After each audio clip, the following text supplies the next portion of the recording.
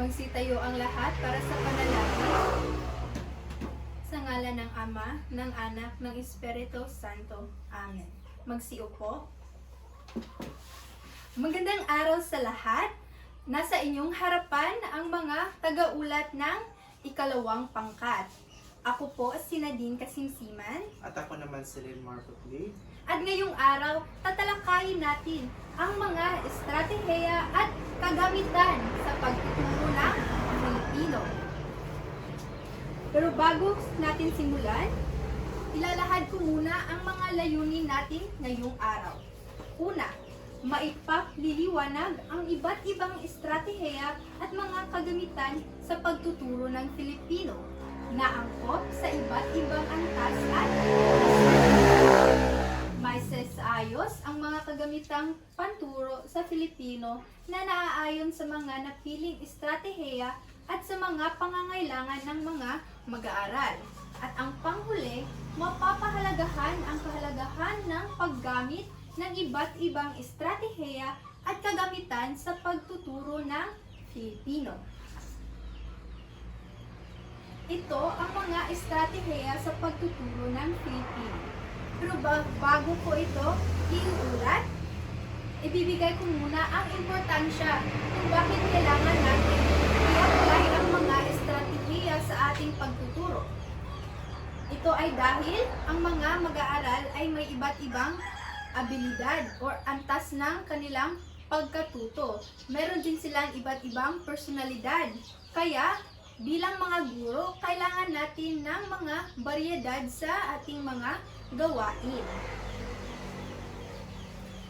Unang estratehiya, hula ko, sagot ko. Pakibasa. Ito ay isang stratehiya sa pagkatuto na tungkol sa paghihinunga sa susunod na pangyayari. Sa estratehiyang ito ay nabibigyan ng pagkakataon ang mga mag-aaral na himayin ang nailahan na detalye gamit ang chart upang makabuo ng pangkalatang ideya kung ano ang susunod na mangyayari. Base sa pangalan ng estratehiya, huhulaan ng mga mag-aaral ang susunod na mangyayari at ito ay kanilang sasagutan. At ito, estratehiya ay nakabatay sa paniniwala ni Robert Gagne noong 1962. Ang kanyang teoryang hierarchical learning na may iba't ibang level ng pagkatuto ang pangkaalamang kasanayan nito. Dahil ayon kay Robert Gagne, ang mga bata ay may iba't ibang level o antas ng pagkatuto. Paano nga ba natin magagamit ang estratehiya? Una, bumasa ng akdang pabula, alamat o mga otentikong salaysay mula sa mga dati na isinulat ng mag-aaral. So dito, pwede tayong magbasa ng mga pabula o alamat sa ating mga mag-aaral. Pangalawa, putol-putulin ang pagsasalaysay ng kwento at ipahula ang susunod na mangyayari batay sa inilahad ng mga detalye. So, kung puputol-putulin natin ang ating mga kwento, pwede tayong magbigay ng isang sanaysay or short na pangungusap at papahula natin ito sa ating mga mag-aaral. Pangatlo, pagkatapos nilang bumasa, gagawas ng chart na nakahati sa 3 kolong: larawan, sitwasyon, pagtatala ng mga detalye at pagbibigay ng hula. Pang-apat, kapag napunan na ng mga detalye ang chart, pag-aralan ang mga koneksyon nito sa isa't isa at tunay na buhay. At ang panghuli, pagkatapos suriin ang mga detalye, ay sumulat na ng hula. So pagkatapos nilang basahin, gagawa sila ng chart na may 3 kolong. Una ay ang larawan o ang sitwasyon, kung ano ang nangyari sa kwento. Sunod naman ay ang pagtatala ng mga detalye at yung kanilang mga hula. Pagkatapos dito ay susuriin na ang mga detalye at titingnan natin kung ang kanilang hula ba ay tama or mali. Halimbawa, ako rito isang pangungusap. Pakibasa. Nakakita si Ana ng bahay na gawa sa candy. Ano kaya ang gagawin niya? Ano sa tingin niyo ang gagawin ni Ana nung nakakita siya ng bahay na gawa sa candy? Sino ang makakasagot? Kay J.Ann. Si Ana ay papasok sa bahay na gawa sa candy. Eh, dahil si Ana ay so, mahihunuhan natin na si Ana ay isang bata. So, magiging curious siya sa bahay dahil ito ay gawa sa candy. At pwede rin na si Ana ay kakain. O, kakain siya ng bahay dahil ito ay gawa sa candy. Kung bata siya, edi iinganyo siya na tikman yung bahay. So, yun ang mga klase ng mga detalye na ating titignan upang malaman natin kung ano ang susunod na mangyayari. Pangalawang estratehiya, salamin. Pakibasa. Ito ay nagbibigay ng pagkakataon sa mga mag-aaral na makapagpakita ng kagalingan sa pagsasagawa ng kilos at gayon din sa pagbuo ng pangusap ayon sa ipinakikitang kilos ng mag-aaral. So sa estratehiyang ito ay para kang nananalamin. So kung ano ang gagawin ng yung katabi o yung classmate ay ito rin ay gagawin mo dahil nasasalamin mo ang kanyang ginagawa. At ito ay nakabatay sa teorya ni Lev Vygotsky na cooperative learning. Ito ay nakasentro sa paglinang ng kognitibong kakayahan at sosyal na paglinang ng mag-aaral. Dahil si Lev Vygotsky, para sa kanya, ang mga bata ay mas natututo kapag sila ay kasama ang kanilang mga kaibigan o mga kaklase. Meron ako rito, halimbawa, at isang aktibidad. Sinong gustong sumali? Kailangan ko ng 3 magboluntaryo. Ito ang gagawin. Makinig nga. Ari ka. Talikod. Makinig ha. Si Vina ay babasa ng isang pangungusap mula rito sa papel. Tapos, kanya itong isa sa dula o gagawa siya ng kilos. Tapos gagayahin ito ni J.Ann. Pagkatapos gayahin ni J.Ann, kakalabitin mo si Isa. Tapos, huhulaan ni Isa kung ano ang pinapahiwatig na kilos ni J.Ann. Okay. Handa na ba? Opo.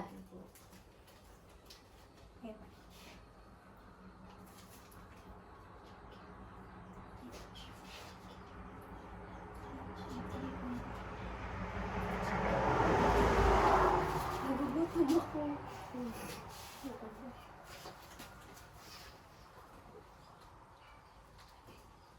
Nagugutom ako? Okay. So, base sa ginawa ni J.Ann, makikita natin na nagugutom ang bata dahil ang kanyang kilos ay paganon. Okay, magsiupo na. Stratehiya pangatlo, himayin natin. Ang stratehiyang ito ay nakabatay sa dulog na story grammar. Ito ay naglalayong linangin ang kakayahan ng mga mag-aaral na magiging mapanuri sa kwentong napakinggan o nabasa. So, hihimayin natin ang mga nasa kwento. Kagaya lamang ng ang story grammar. Sino ang nakakaalala sa story grammar? Wala? Para ma-refresh ang inyong mga utak, ang stratehiyang ito ay nakabatay sa mga paniniwala ni na Short, TJ, at Ryan E.B. noong 1984. Ang estratehiyang story grammar ay isang paraan ng paghimay-himay upang maunawaan ang isang teksto. So, ang story grammar ay ginagamit para mahimay natin ang kwento. Nakapaloob dito ang simula, kung saan ipinapakita ang mga tauhan at dito nilalahad ang lugar kung saan nangyari ang kwento. Ang sunod naman ay ang suliranin, kung saan ang problema ay nailalahad. Nakikita na ang problema ng ating pangunahing tauhan. Ang pangatlo naman ay ang kasukdulan o ang climax, which is the exciting na part. Pang-apat naman ay ang kakalasan o ang falling action. Dito ang nagpapahiwatig na tapos na ang kasukdulan. At ang panghuli naman ay ang wakas. Dito nagtatapos ang kwento. Paano ba natin gagamitin ang estratehiya ito? Una, magpapabasa, magpapakinig, magpapanood ng isang tekstong naratibo. Halimbawa, mga kwentong bayan, pabula, alamat, at iba pa. Pangalawa, talakayin ng guro ang mahahalagang bahagi ng kwento sa pamamagitan ng pagtatanong. Pagkatapos nating pabasahin ng ating kwento, ay tatalakayin ng guro ang mga importante na bahagi ng kwento sa pamamagitan ng pagtatanong. Pangatlo, ituon ng guro ang talakayan sa mga bahagi ng mga sumusunod. Una ang pamagat, tagpuan, kasukdulan, pataas na aksyon, pababang aksyon, problema, resolusyon, at tema. Pang-apat, hatiin ang mga mag-aaral sa 5 pangkat at bigyan ng kagamitang pansulat. Pang-lima, dito ipapangkat natin ang mga mag-aaral. So, ang unang pangkat, sila ang gagawa ng story grammar. Ang ikalawang pangkat ay dito nila ipagsasatao ng makakalagang bahagi ng kwento batay sa story grammar. Ang pangkat pangatlo ay sabayang pagsasalaysay gamit ang batay sa story grammar. At ang pangkat-apat ay guguhit nila ang mahahalagang bahagi ng kwento ayon sa story grammar. Dito bibigyan natin sila ng 5 hanggang 25 minutong paghahanda at pagsasanay. Sa patnubay ng guro, ipapakita ng mga mag-aaral ang kanilang output. Maaaring gumamit ang guro ng mga rubric para sa mas mabisang pagpadaloy. Halimbawa nito, halimbawa ng estratehiyang himayin natin. Pakibasa. Nakipaglaban si Juan sa higante sa dagat. Natalo niya ito at nagdiwang ang nayon. Batay sa pangungusap na binasa, sino sa tingin ninyo ang tauhan? Si Juan, Si Juan. Sino ang kanyang nakalaban? higante. Higante. At ano sa tingin niyo ang wakas ng kwento? Natalo niya ito at nagdiwang ang nayon. So yun ang gagawin natin sa paghihimay-himay ng ating kwento. Estratehiya 4. Tara na tukuyin natin. Pakibasa. Ang estratehiyang ito ay naglalayong malinaw ang kritikal na pag-iisip ng mga mag-aaral. Ito ay nagpapalawak ng kanilang kaalaman na patimbang-timbangin ang mga likha o autentikong sitwasyon. Ito ay nakabatay sa paniniwala ni Bowman Sharon noong 2008 na naggaganyak ang mga mag-aaral na maging masaya sa paglahok sa mga gawaing akademiko. Nalilinang sa estratehiyang ito ang pagiging mapanuri, Dito rin malalaman ang lawak ng natutuhan ng mga mag-aaral sa kasanayang pagsulat. Paano ba gagamitin ang estratehiya?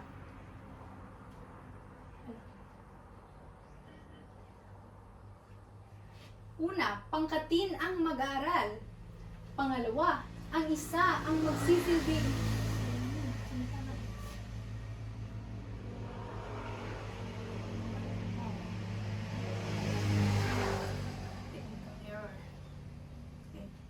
Estratehiya 5. Panglima, buhay mo, ganap ko. Ang estratehiyang ito ay nagbibigay pagkakataon sa mga mag-aaral na magpakita ng kanilang interes at kahusayan sa pag-arte. Sa pamamagitan dito, matatalakay ang katauhan ng karakter sa gagawing palabas. Ang layo ng estratehiyang ito ay isadula ang pangunahing tauhan sa kwento at bigyang buhay ang kanilang mga salita, gawi at kilos sa paraang mapakita ang otentikong pangyayari sa buhay ng tao. Dito, sa buhay natin ang mga pangyayari sa isang kwento sa pamamagitan ng pagsasalita. Sa estratehiyang ito, kailangan ng pangunahing tagapagganap o ang lead actor o ang pang tawag, bida. At ang mga kasamang maggaganap, supporting character, isang director na siyang magbibigay ng panuto sa kung anong gagawin ng pangunahing tauhan at ang katauhan ang kaniyang pinapakita. Ang direktor din ang siyang magiging tagamasid sa anong emosyon o damdamin ang pagpamalas ng pangunahing tauhan. Paano gagamitin ang estratehiyang ito? Ang grupo ay pipili ng mag-aaral na magiging lead cast, supporting cast at director. So pagkatapos mong pangkatin ang mga mag-aaral at bibigyan sila ng isang kwento, ang grupo na iyon ay pipili ng mag-aaral kung sino ang magiging bida, kung sino ang magiging supporting na mga karakter, at kung sino ang magdedirect ng pagsasadula. Pagkatapos ay bibigyan ng pagkakataon na makapili ng paksa o tema ang bawat grupo. Pangatlo, ang direktor ang magiging punong abala sa gagawing pagsasadula. Siya ang magdedirekta kung ano ang dapat gagawin sa pagsasadula. Pang-apat, bibigyan ng 5 hanggang 10 minuto ang bawat grupo upang makabuo ng isang palabras na magpapakita o ipapalutang ang mga tauhan sa kwento. Panglima, ang iba't grupo ang siyang mag-aanalisa at susuri sa ginawang pagsasadula ng klase. So pagkatapos mag-perform ang isang grupo, ang mga grupo na nanunood yung mag-aanalisa kung sa tingin ba nila ay maganda ba ang pagsasadula.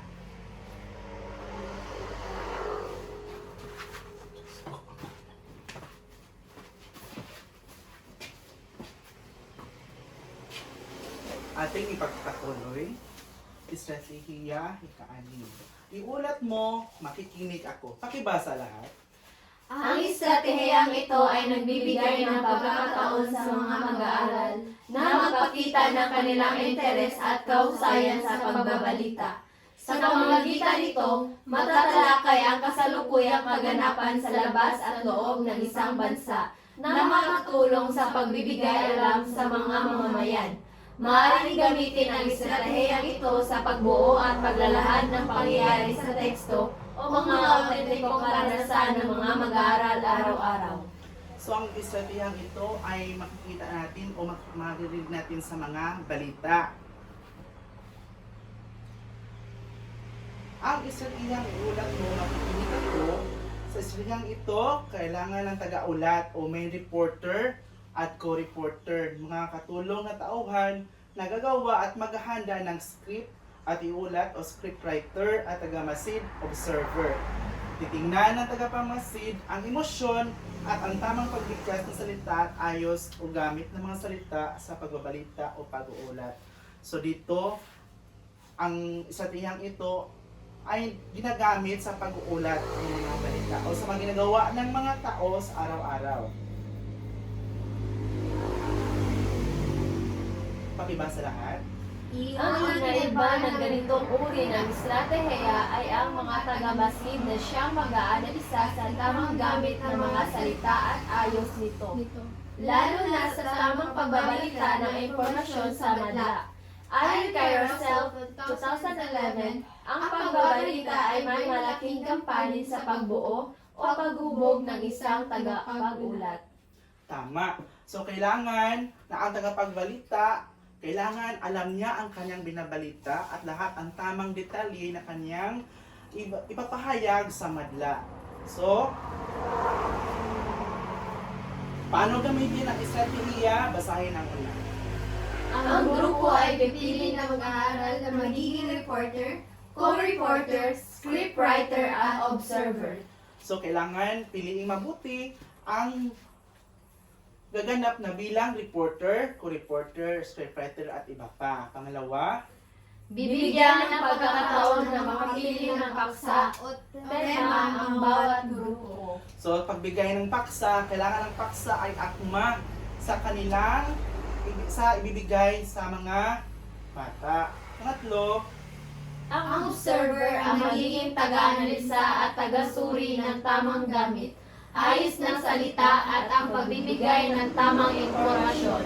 so si observer ang magbigay ng tama, kailangan na tama ang mga gamit na ayos na salita, no?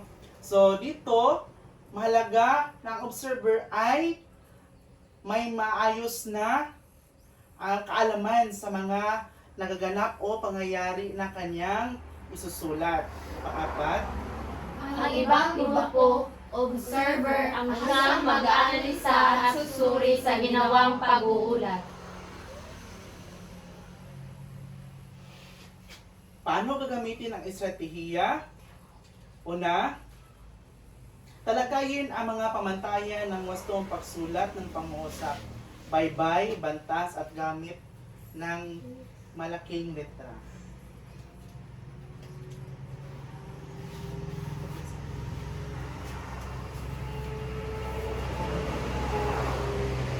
So sa ulat mo, makikinig ako, pakibasa. May pagbaha sa bayan. Iulat ng mga estudyante ang mga sanhi at epekto nito. So kung may baha sa bayan at iulat ang sanhi, no? Sanhi nito. Ano kaya magiging sanhi ng isang baha? Ang pagkaputol ng mga Kahoy. Pagkakaputol ng mga kahoy, tama. At ang magiging epekto nito ay kakaroon ng baka. Pagkakaroon ng landslide. tama. So ngayon, punta na tayo sa estratehiya ikapito. Ano ang estratehiyang ito? Pakibasa. Ang ikwento mo sa liksik mo. Kwento mo sa lisik mo. Pakibasa lahat. Ang estratehiyang ito ay sumasalamin sa kausayan ng mga mag-aaral sa paggamit ng wika sa komunikasyon.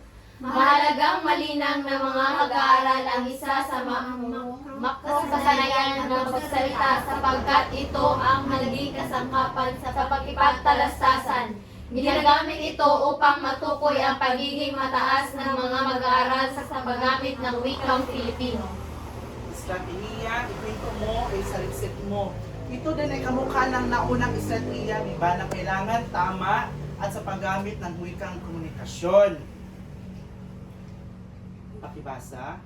Bukod dito, mabibigyan ng pagkakataon ng mga mag-aaral na ibahagi ang kanilang sariling karanasan, kwentong nabasa at kwentong napakinggan sa paraang masining. Ito rin ay pamamaraan na may lapat ng mga mag-aaral ang kanilang natutuhan sa aralin.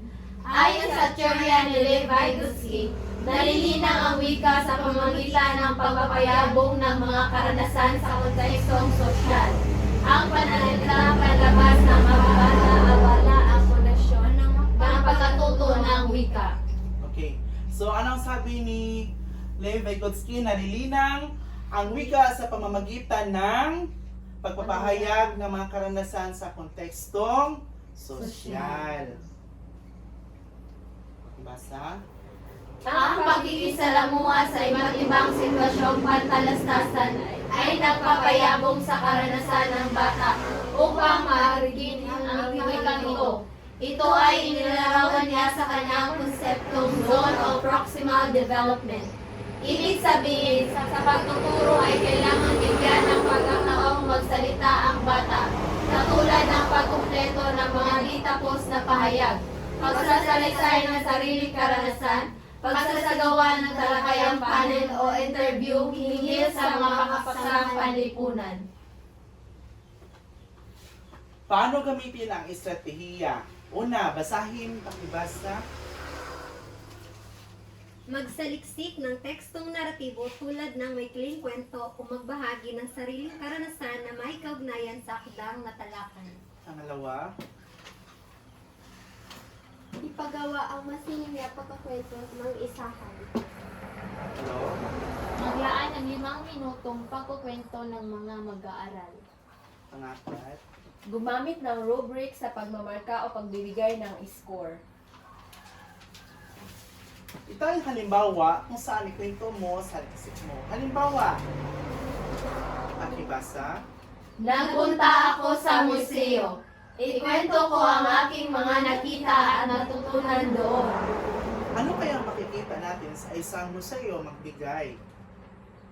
Mga painting, Mga lumang kagamitan. lumang kagamitan. tulad ng painting, Mga sculpture. paintings, mga pintura, malumang kagamitan.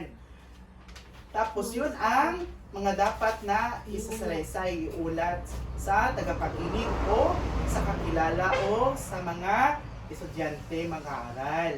So anong gagamitin para pagmarka at pagbigay ng score? Rubric. Rubrics, tama. Estratehiya ng Pangulo. Mga suliranin, tugunan natin. Basahin. Sa araw-araw na pumuhay, naharap ang tao sa mga suliraning kailangan niyang lutasin. Upang mabigyang lunas ang naturang mga suliranin, kailangang hanapan ng tao ng angkop na lunas ang mga suliranin sa pamamagitan ng angkop na proseso at lohikal na pagpapasya. Sa estratehiyang ito, lohikal na pasya sa pamamagitan ng proseso ng pag-iisip, pagpaplano at sariling pagtataya. Nakabatay sa mga paniniwala ni Matthew Street, 1973 ang estratehiyang ito.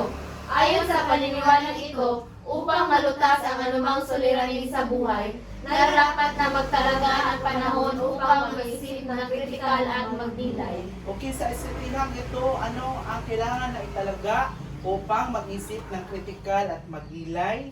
Kailangan na magtalaga ng sapat na panahon. Paano gamitin ang estratehiyang ito? Pakibasa una. Pangkatin ang klase sa 5. Sa isang pangkat ay tagakuha ng larawan, may analyst at presenter.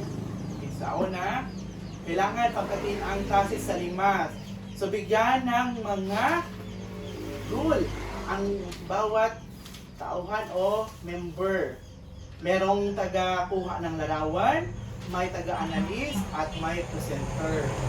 Gawa, klase Kukunan ng larawan ang mga suliraning nakikita nila sa loob ng paralan tulad ng nahuhuling mag-aaral, makalat na kantin, silid-aralan na kulang ang mga upuan, maraming basura at iba pa. Okay. So, makikita nila kung ano kailangan ng masusing pag-obserba sa lugar o sa isang kwento o sa isang pangyayari. Pakibasa pangatlo. Isang print ang larawan, so rin ito gamit ang talahanayan. Ano ang mga sanhi nito? Ano kaya ang posibleng lunas at sino-sino ang tutulong para malunasan? Tama. Pang-4 at pang-5, pakibasa. Iulat sa klase ang output, magbibigay ng pagbubuo ang guro. Pang-5, maglalahad ng commitment ang mga mag-aaral. So, sa estrategiyang ito, meron akong halimbawa. Basahin lahat. May problema si Pedro sa kanyang proyekto. Tutulungan siya ng kanyang mga kaklase na matapos ito. So may problema si Pedro sa kanyang proyekto. Ano ang gagawin? Tutulungan siya ng kanyang mga kaklase na matapos ito. Tama, iyon ang solusyon o lunas sa problema ni Pedro. Dala po tayo sa estratehiya ni Kasyam. Halina't isa tao. Basahin lahat. Ito ay nagbibigay ng pagkakataon sa mga mag-aaral na magpakita ng kanilang pag-uunawa sa kilos at gawin ng mga tauhang nabasa sa teksto o ng mga karakter na nakita nila sa araw-araw. Ang mga mag-aaral ay nabibigyan ng pagkakataon upang ipahayag ang kanilang damdamin, suliranin at mga posibleng lunas sa mga sitwasyon. Basahin. Basahin ang batayang Eurytico. Ito ay nakabatay sa mga paniniwala ng Chesler at Fox 1966 na ang estratehiyang pagsasatao ay isang mabisang teknik at kapakipakinabang sa maraming guro sa pagpapadaloy ng mga gawaing pangklase upang matamo ang mga tunguhing pang-pag-aaral. So ang estratehiyang ito ay tinatawag din nating pagsasatao o role-playing. Diba? So, paano gamitin ang estratehiyang ito? Una, basahin mo isa. Magbasa ng text